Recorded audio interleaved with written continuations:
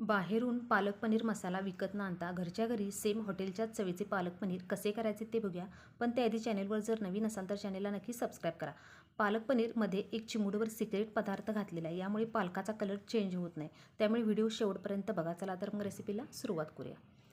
इथे मी पालकची काही पाने 2 ते 3 वेळा स्वच्छ पाण्याने धुवून घेतलेले आहेत.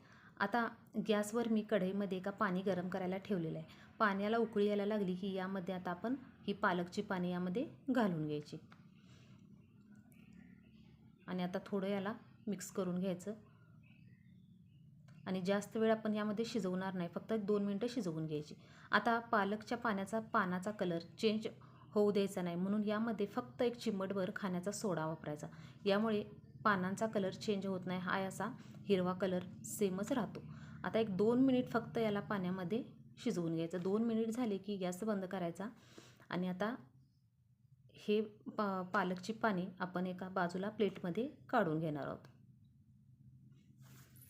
अशा पद्धतीने ही पाने एका प्लेटमध्ये थंड होण्यासाठी काढून घ्यायची. आता इथं मी सगळी ही पाने काढून घेतलेली आहेत आणि जे हे पाणी शिल्लक राहिलेलं आहे हे आपण टाकून न देता नंतर ग्रेव्हीमध्ये पाणी ॲड करणार आहे. आता ही पाने पूर्णपणे थंड झाली की याला मिक्सरच्या भांड्यामध्ये घालून घ्यायचं. त्यानंतर यामध्ये थोडंसं आलं, थोडासा लसूण आणि 1-2 हिरव्या मिरच्या घालून घ्यायच्या आणि याची मिक्सरला बारीक पेस्ट करून घ्यायची. अशा पद्धतीने एकदम बारीक पेस्ट करून घ्यायची. आता गॅसवर कढई गरम करायला ठेवायची आणि त्यामध्ये थोडं तेल घालून घ्यायचं आणि यामध्ये आता पनीर आपण टाकून थोडंसं फ्राय करून घेणार आहे. याचा कच्चेपणा जाण्यासाठी पनीर फक्त 1-2 मिनिट लो गॅसवर फक्त थोडंसं फ्राय करून घ्यायचं. 1-2 मिनिट झालेले आहेत. आता हे पनीर आपण बाजूला काढून घेणार आहे. आता या राहिलेल्या तेलामध्येच थोडंसं जिरं, 1 तमालपत्री, 1 दालचिनीचा तुकडा आणि 1 वेलदोडा घालून घ्यायचा आणि त्यानंतर 1 बारीक चिरलेला कांदा घालून घ्यायचा आणि आता हे चांगलं मिक्स करून घ्यायचं, म्हणजे कांदा चांगला भाजून घ्यायचा. कांदा भाजत आला की यामध्ये 1 टोमॅटो घालून घ्यायचा. इथं मी 1 मोठा टोमॅटो वापरलेला आहे. आता तो देखील 1 मिनिटभर चांगला शिजवून घ्यायचा. आता टोमॅटो शिजत आला की यामध्ये आपण जी पालकची पेस्ट बनवली होती ती पेस्ट यामध्ये घालायची आणि गॅस लो करायचा आणि लो गॅसवरच 1-2 मिनिट असंच चांगलं हे मिक्स करत राहायचं.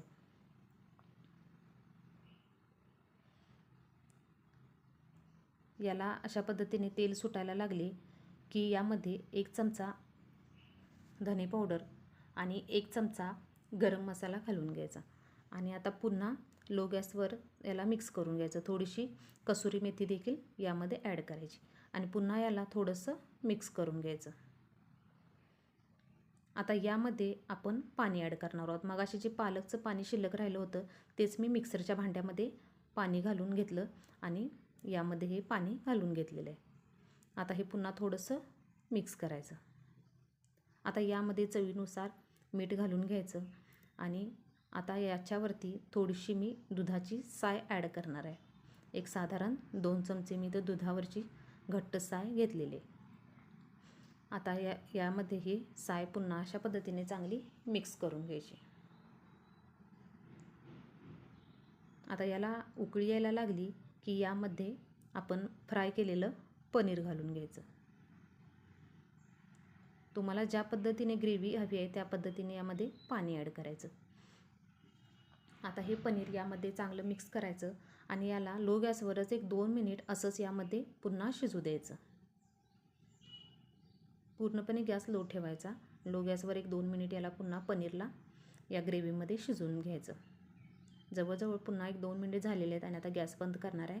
इथं आपलं हे पालक पनीर तयार झालेलं आहे. आता ह्याला आपण एका बाउलमध्ये काढून घेऊया. अशा पद्धतीने मी हे बाउलमध्ये सगळं काढून पनीर घेतलेलं आहे.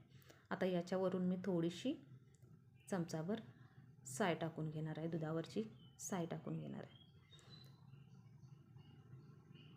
तर तुम्हाला हा व्हिडिओ कसा वाटला हे कमेंट करून सांगा. व्हिडिओ आवडला तर चॅनेलला नक्की लाईक, शेअर आणि सबस्क्राईब नक्की करा. आणि जी महत्त्वाची सिक्रेट पदार्थ चिमूटभर सोडा वापरला ते देखील तुम्ही ट्राय करून बघा आणि मला त्यानंतर कमेंट करून सांगा.